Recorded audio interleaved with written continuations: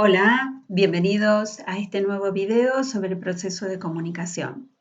Habíamos partido en nuestro análisis del esquema que estamos viendo y habíamos ya analizado qué rol juega el emisor, qué rol juega el receptor, qué es el mensaje, cómo se produce el mensaje a través de un determinado canal y utilizando un determinado código.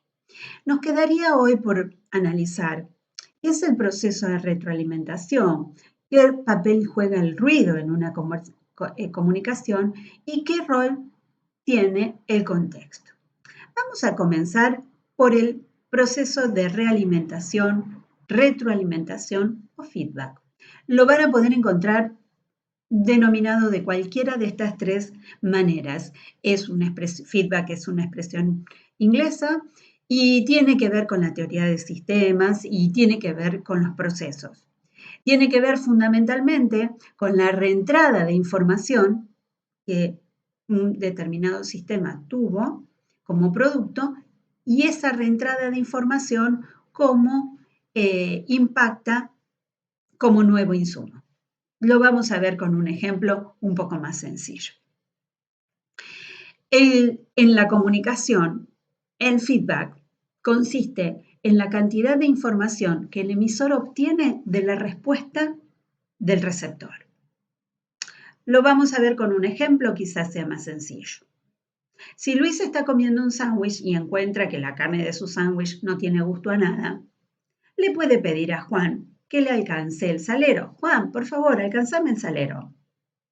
Frente a esto, Juan puede darse vuelta y decirle sí, cómo no, y le alcanza el salero a Luis. Y Luis podrá contestar muchas gracias y seguir con su sándwich. Pero también podría ocurrir que Juan diga, búscate el salero vos, Luis, no tengo por qué. También podría ocurrir que Juan no contestara nada. También podría ocurrir que Juan se asustara y dijera, se sorprendiera, porque en su cultura nadie le pone sal a la carne. Frente a todas estas respuestas, Luis podría estar obteniendo muchísima información sobre cómo continuar con su mensaje, cómo continuar esta comunicación. Podría tratar de chequear si efectivamente Juan está escuchando, si no hay nada que obstaculice la escucha de Juan. Podría tratar de indagar por qué la sorpresa de Juan frente a este pedido suyo. Podría no darse por aludido sobre la respuesta de Juan e ir él mismo a buscarse el salero. Todas estas son posibles respuestas que Luis va a tomar fruto de la información que la respuesta de Juan le hace tomar. O sea, le sirve como información. Esto es el feedback. Esto es precisamente poder tomar decisiones a partir del tipo de respuesta. ¿Es la respuesta en sí misma? No. Es la información que esa respuesta me arroja para que yo pueda continuar. No es lo mismo encontrarme con un vecino y decir buen día y que me conteste hola, buen día, ¿cómo estás? Con una sonrisa, a que no haya sonrisa o no haya respuesta a mi saludo. Es la información que arroja la respuesta del receptor. Bien, ese es el concepto de feedback en la comunicación. Ahora, también debemos entender que en una comunicación las personas no son totalmente independientes. De hecho, no son independientes. Las personas en una comunicación son interdependientes. Independiente es o son cosas o personas que no se influyen entre sí. Interdependencia hay cuando existe una influencia de uno sobre otro. El feedback aquí ocupa un lugar fundamental. Ahora, me gustaría que quede en claro alguna cuestión que me parece fundamental.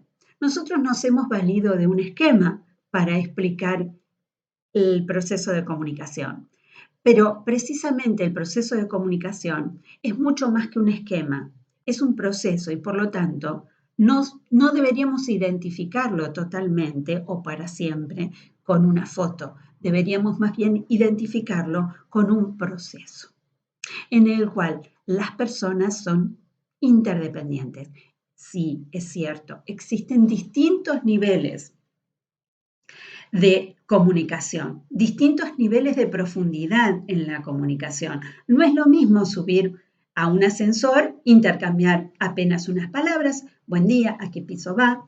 Y esa conversación se termina cuando llegué al piso que buscaba llegar con el ascensor. No es lo mismo esta situación que tener un vínculo con una persona o tener o algo que me relaciona en un proyecto, en un trabajo común o una relación familiar. Allí las respuestas son diferentes y en este punto no debemos perder de vista que las personas tenemos expectativas diferentes, tenemos conocimientos diferentes y todo esto nos lleva a esperar determinadas respuestas. Cuando esas respuestas no se producen por parte del otro, generan situaciones incómodas, difíciles y hasta incluso generan conflictos. Y aquí es muy importante tener presente que las distintas perspectivas que la otra persona pueda tener de la realidad, en este punto es importante que podamos comprenderlas y que podamos entenderlas. Si yo estoy viendo un 6 y la otra persona está viendo un 9, como ocurre en la figura, y yo tengo un proyecto con esta otra persona y tengo algunas cuestiones que me unen a esta persona, va a ser muy importante para mí entender por qué la otra persona ve un 9 cuando yo estoy viendo un 6. ¿Y saben qué? Lo que es más importante, muy probablemente entender por qué la otra persona ve un 9 cuando yo estoy viendo un 6, amplíe mis perspectivas y amplíe mis conocimientos. Por eso es sumamente importante que tengamos presente que cuando surgen las dificultades de entendimiento con los demás, el único camino posible es profundizar la comunicación mediante el diálogo y mediante la escucha. Esto me va a permitir tener una comunicación empática con el otro, tratar de ponerme en su lugar en el sentido de tratar de comprender su perspectiva. Y les aseguro que tratando de comprender la perspectiva del otro, ustedes van a crecer. Todos crecemos cuando escuchamos y cuando entendemos que hay otros modos de mirar el mundo. Lo que no significa bajo ningún punto de vista que yo necesariamente deba cambiar mi modo de ver el mundo, sino que pueda ampliar la perspectiva y pueda comprender al otro en la suya propia. Bien, el otro elemento del proceso de comunicación que queríamos estudiar hoy es el ruido. El ruido puede existir en cualquier tipo de comunicación.